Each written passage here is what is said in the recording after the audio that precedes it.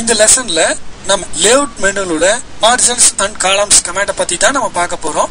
இந்த கமாண்ட் நமக்கு யூஸ் ஆன பாத்தீங்கன்னா ஒரு டாக்குமெண்ட் கிரியேட் பண்றீங்க. அந்த டாக்குமெண்ட் செட்டப்ல அந்த டாக்குமெண்ட் நம்ம எவ்வளவு மார்ஜின்ஸ் வேணும்னு நம்ம கொடுத்து அப்ளை பண்ணிடுவோம்.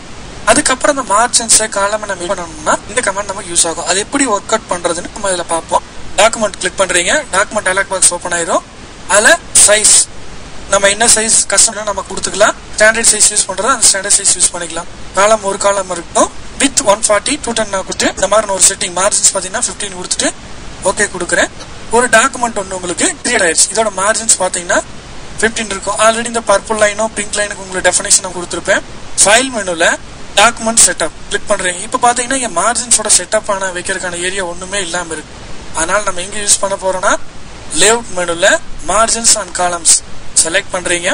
செலக்ட் பண்ணிக்கிட்டு பாத்தீங்கன்னா மார்ஜின்ஸ் இருக்கு. இப்ப நமக்கு எவ்வளவு தூரம் 15 கொடுக்கும். இந்த லிங்க் பட்டன் கிளிக் பண்ணிட்டீங்கன்னா ப்ரொபோஷனட் ஒரு இடத்துல கொடுத்தீங்கன்னா 4 இடத்துல மாறி இருக்கும். ஓபன் பண்ணிட்டு மாத்தி மாத்தி கொடுக்கலாம். 10 10 20 20. இப்போ உங்களுக்கு ப்ரிவியூல மாறது நல்லா வித்தியாசம் தெரியும். அடுத்து நம்பர் ஆஃப் காலம்ஸ் எவ்வளவு வரணும், 2 காலம்ஸ் ஆர் 3 காலம்ஸ் எவ்வளவு வேணாலும் நீங்க கொடுத்துலாம். 2 கொடுத்துருங்க. லெட்டர் ஸ்பேஸ் வரணும்னா 5M கொடுத்துட்டீங்க. 3 காலம்ஸ் இங்க இடையில ஸ்பேஸ் வந்து 5M இருக்கு. இந்த மாதிரி நம்ம சப்போஸ் எனக்கு பேஜஸ் வந்து 10 பேஜஸ் இருக்கு இந்த டாக்குமெண்ட்னா 10 பேஜஸ் இன்சர்ட் பண்ணிக்கங்க. இப்போ பேஜஸ் இன்சர்ட் பண்ணீங்கன்னா உங்களுக்கு ஆட்டோமேட்டிக்கா என்ன நடக்கும்னா முதல் டாக்குமெண்ட் அப்ளை பண்ணீங்க இல்லையா அதோட மார்ஜின்ஸ் தான் எடுத்துக்கும். இது எல்லாத்துக்கும் அப்ளை பண்ணோம்னா பேஜ் எல்லாம் செலக்ட் பண்ணிக்கிறீங்க. பேஜ் எல்லா பேஜும் செலக்ட் பண்ணி கடைசி பேஜ் ஒன்று செலக்ட் பண்ணிட்டு ஷிஃப்ட் கீ பிரஸ் பண்ணி டாப் பேஜ் கிளிக் பண்ணீங்கன்னா எல்லா பேஜும் செலக்ட் ஆயிடும்.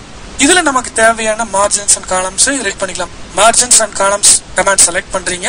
அதுல மார்ஜின் 20 20 20 20 கொடுத்துட்டு number of columns 2 letter space 5 கொடுத்து ஓகே கொடுத்து இப்ப பாருங்க எந்த பேஜ் 2 and 3 நீங்க எந்த பேஜ் பார்த்தாலும் உங்களுக்கு அந்த பேஜ்ல மாறி இருக்கும். மார்ஜின்ஸ் அண்ட் காலம் மாத்திக்கிறதுக்காக கமாண்ட் யூஸ் ஆகும்.